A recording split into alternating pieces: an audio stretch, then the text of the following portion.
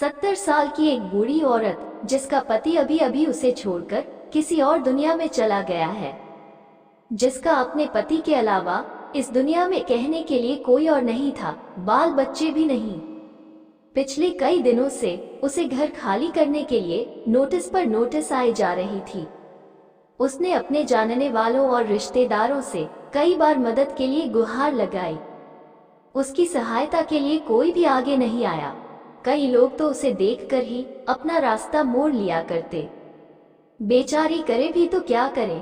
आखिरकार वो दिन भी जल्दी आ पहुंचा जब उसके फ्लैट के मालिक ने उसको फ्लैट खाली कराने के लिए उसके पास कुछ सिक्योरिटी वाले भेज दिए। बूढ़ी औरत उन हटे कट्टे आदमियों को देखकर और भी ज्यादा सहम गई।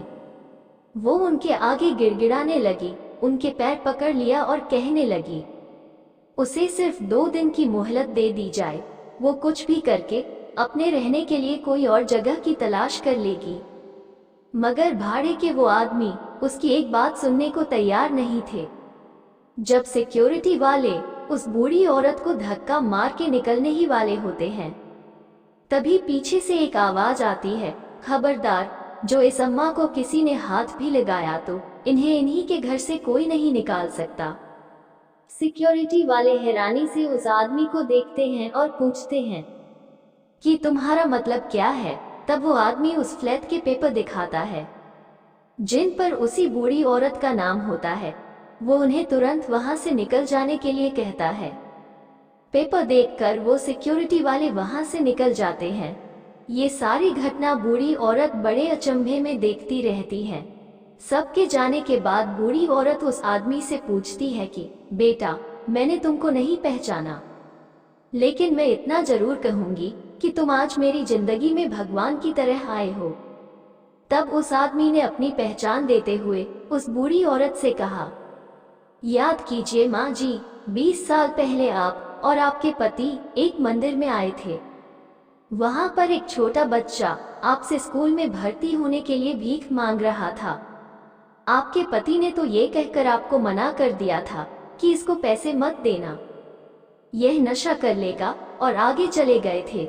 लेकिन आप वहीं पर रुक गई थी और आपने अपने पास रखे सारे पैसे उस बच्चे को दे दिए थे। आपने आशीर्वाद और एक ताबीज देते हुए उसे कहा था कि भीख मांगने से अच्छा है छोटा मोटा काम करो और अपनी पढ़ाई पूरी करो, तुम्हें भगवान जरूर कामयाबी देगा। माँ जी, मैं वही भिखारी बच्चा हूँ जो आपके बताए हुए रास्ते पर चलकर आज इतना बड़ा हो गया है, एक एस्टेट एजेंट बन गया है और इस काम में बहुत शोहरत और दौलत कमाई है। इसी काम में मुझे इस बात की भी खबर रहती है कि किस दिन कौन सी प्रॉपर्टी खाली करवाई जाने वाली है। जब मैंने आपका नाम इस लिस्ट में देखा तो मुझसे रहा नहीं गया। जो मदद आपने मेरी बरसों पहले की थी वो मैं आपको लौटाने आया हूँ, इसलिए मैंने तुरंत आपका घर खरीदकर आपके नाम कर दिया है। आपने जो ताबीज मुझे उस समय दिया था, जिसने मेरी आज तक रक्षा की है, मैं वह आपको लौटाना चाहता हूँ। मैं चाहता हूँ कि यह ताबीज अब आपकी रक्षा करे। हाँ, मेरी एक और विनती है, बुढ़ापे के समय में अगर मैं आपकी लाठी बन पाऊँ तो मैं अपने आप को खुशनसीब समझूंगा। यानी कि अगर आप मेरे साथ रहेगी तो मुझे और अच्छा लगेगा। बूढ़ी औरत यह सब बातें सुनकर बहुत खुश हो जाती है और उसकी आंखों से खुशी के आंसू बहने लगते हैं।